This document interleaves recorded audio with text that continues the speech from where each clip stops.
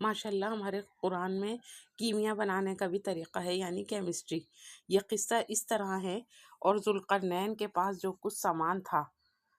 ہم کو اس کی پوری طرح خبر ہے۔ پھر مشرق مغرب فتح کر کے ایک اور راہ پر آیا،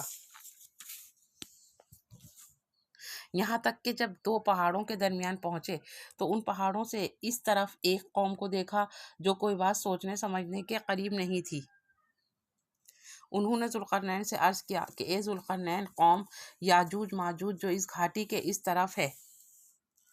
ہماری اس سرزمین پر کبھی کبھی بڑا فساد مچاتے ہیں، سو کیا ہم ان لوگوں آپ کے لیے کچھ چندہ جمع کر دیں، اور اس شرط پر کہ آپ ہمارے اور ان کے درمیان کوئی روک بنا دیں کہ وہ پھر آنے نہ پائیں۔ ذوالقرنین نے جواب دیا کہ جس مال میں میرے رب نے مجھ کو اختیار دیا ہے وہ بہت ہے، بہت کچھ ہے،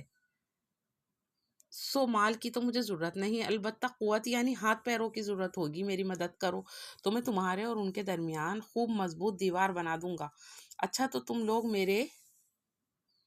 پاس لوہے کی چادریں لاؤ۔ یہاں تک کہ جب ردے ملاتے ملاتے ان کے دونوں سروں کے بیچ کے خلا کو برابر کر دیا تو حکم دیا کہ دھوں کو دھنکنا شروع کرو۔ دھنکنا شروع ہو گیا، یہاں تک کہ جب اس کو لال انگارہ کر دیا گیا تو اس وقت حکم دیا کہ آپ میرے پاس پگھلا ہوا تانبا لاؤ اور جو پہلے سے تیار کرا لیا گیا ہوگا اور اس پر ڈال دو، سو نہ تو وہ لوگ یعنی یاجوج ماجوج اس پر چڑھ سکتے تھے۔ یہ کیمیا تھا، اتنا مضبوط ہو گیا، لوہے پہ پگھلا ہوا تانبا ڈلوایا آپ نے، اور غایت الاستحکام کے باعث نہ اس میں نقب دے سکتے تھے۔ ذوالقرنین نے کہا کہ یہ تیاری دیوار کی میرے رب کی طرف سے ہے، ایک رحمت ہے۔ پھر جس وقت میرے رب کا وعدہ آئے گا، یعنی اس کے فنا ہونے کا وقت آئے گا، تو اس کو ڈھا کر زمین کے برابر کر دے گا، اور میرے رب کا ہر وعدہ برحق ہے، سچا ہے، اور ہم اس روز ان کی یہ حالت کریں گے کہ ایک میں ایک گڈ مڈ ہو جائیں گے، اور سور پھونکا جائے گا،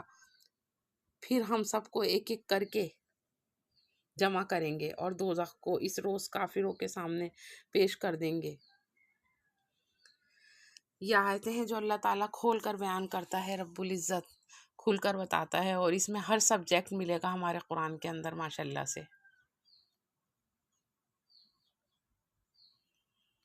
اسی طرح یہ کتنا بڑا بادشاہ، کس طرح سے اس نے ایک دیوار بنوائی یاجوج ماجوج کو کہ شر سے بچانے کے لیے لوگوں کو، اور کس طرح اللہ کا حکم بیچ میں لایا آپ کے نہیں، اللہ نے مجھے بہت دولت دے رکھی ہے، بہت زیادہ ہے میرے پاس، اس لیے میں خرچ کرنا چاہتا ہوں اسی کے حکم سے۔